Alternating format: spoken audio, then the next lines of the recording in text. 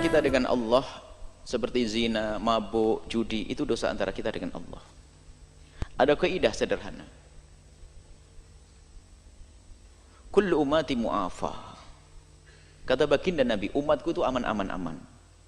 Umatku akan aman-aman. Kalau dosa akan mudah diampuni oleh Allah. Illal mujahirun. Kecuali mereka yang terang-terangan dalam maksiat. Dalam riwayat mujahirun nabi zina, terang-terangan dalam zina. Kalau orang punya dosa antara dia dengan Allah, maka hendaknya disembunyikan. Jangan banyak cerita.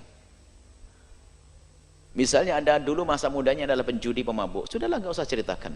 Nggak usah cerita, diam saja. Termasuk zina. Semoga Allah menjauhkan kita dari zina. Kami sampaikan kepada siapapun yang pernah terpeleset dalam zina, ketahuilah Allah Maha Pengampun. Menghadaplah kepada Allah dengan permohonan ampun dan menyesallah atas kejadian tersebut. Dan berjanjilah untuk tidak bercerita kepada siapapun dari bangsa manusia, karena manusia tidak bisa memberikan pengampunan. Tutup aib tersebut antara dirimu dengan Allah dan menangislah di tengah malam. Selesai. Bahkan tidak dianjurkan, kalau mahkamah Islam tidak dianjurkan, ya hakim hukum saya karena saya berzina. Ada pada zaman Nabi mengatakan, ya Rasulullah, laqad halaktu fatahhirni, aku telah kepleset zina, sucikan kami ya Rasulullah, minta dihukum. Nabi mengatakan, la'allaka lamasta, mungkin hanya pegangan saja. Tidak, saya melakukan. La'allaka qabbalta, mungkin nyium saja. Tidak ya Rasulullah, aku melakukannya. La'allaka fakhata, mungkin tidak sampai masuk. Tidak ya Rasulullah, aku melakukan sampai 4 kali. Maksud Nabi biar mundurkan diri, gak usah ngaku. Tapi nggak paham-paham dia, karena pengen tidak dihukum di akhirat, pengen dihukum di dunia. Sampai 4 kali Nabi mengatakan, apakah benar otaknya orang ini? Benar ya Rasulullah, hukum dia. Artinya apa? Ini isyarat dipahami para ulama. Siapapun yang pernah kepleset dalam haram, tutup itu antara dirimu dengan Allah. Jangan sebutkan kepada siapapun dari bangsa manusia. Satu sisi.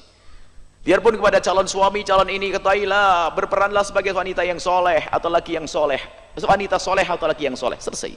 Urusanmu dengan Allah. Dan setiap orang punya dosa dan bermacam-macam dosa. Ada dosa namanya surah syirik, dosa ini, dosa itu. Tidak ada yang sempurna dari kita, hanya Nabi yang sempurna. Semua dari kita punya kekurangan. Kalau semua biasa mengungkap kekurangan masing-masing, habislah. Semua orang menjadi prasangka buruk. Dan ini pendidikan, ini harus dihadirkan. Sebab kalau seorang sudah menyatakan dirinya pezina, orang yang melihat akan merendahkan dia. Biarpun dia sudah tobat, akan punya kenangan masa lalu bahasanya dia pezina. Bahkan kalaupun suaminya bisa nerima dia karena dia tahu berzina, kalau ada sesuatu kebayang lagi, dan mungkin terungkap setelah 50 tahun sudah ada kakek nenek. Sembunyikan, selesai, dan mintalah ampun kepada Allah, selesai.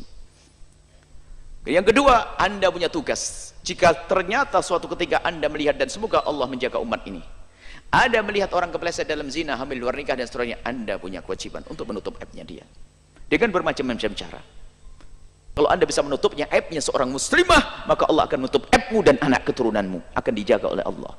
Kemudian yang ketiga, jangan pengen tahu aibnya orang lain. Sama, suami juga begitu. Dek, waktu SMA kamu punya pacar enggak? Bertanya setelah menikah juga. Sebelum nikah juga nggak boleh. Itu bukan pertanyaan yang benar, pertanyaan tidak syar'i. Bahkan kalau ada seorang bertanya kepada seseorang, apakah kau pernah berzina? Sebagian ulama mengatakan itu termasuk menuduh zina. Coba, kamu pernah berzina? Seperti menuduh zina, cambuk 80 kali, ceder. Kecuali perempuannya bodoh tadi. Pernah kejadian, saya sampaikan, ini penting sekali, ini ilmu ini harus dihadirkan. Kejadian suatu ketika ada seorang perempuan sudah dengan suaminya, sudah baik-baik 6 bulan.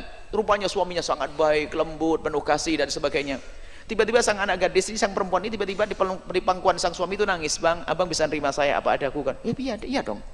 Dulu waktu saya SMA, bang, cerita, saya pernah punya kawan dekat, dan pada suatu ketika tidak tahu saya pergi kemana bersama dia, lalu saya kepleset, bang. Saya merasa kalau saya tutupi ini depan abang, saya kayak khianat terus sepanjang umur hidup saya.